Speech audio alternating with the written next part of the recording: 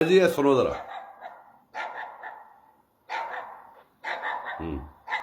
जी समय लगी ਤੁਹਾਨੂੰ मैं दसना ਤੁਹਾਨੂੰ नहीं समय लगी होनी मैंने पता है।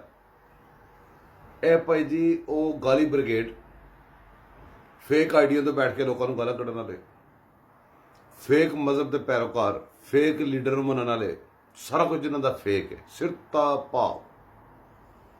ਉਹ पता की फरमा रहे हैं ਉਹ ਜਦੋਂ मैं वीडियो लाना थले भज के आते हैं अपनी उम्र वेख अपनी शक्ल वेख अपनी कबर की लत्तां वेख अपनी जनाब कबर का डिजाइन चेक कर। क्या बात है। हाँ जी सारे ने एक दिन मर जाना मैं भी मर जाना सारे ने मर जाना कोई मसला नहीं।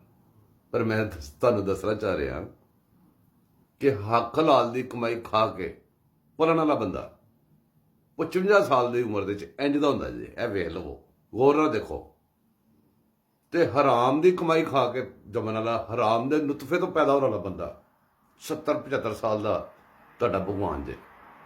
हुण दसो कबर की लत्तां किंदियां ने। थैंक यू गौर करना।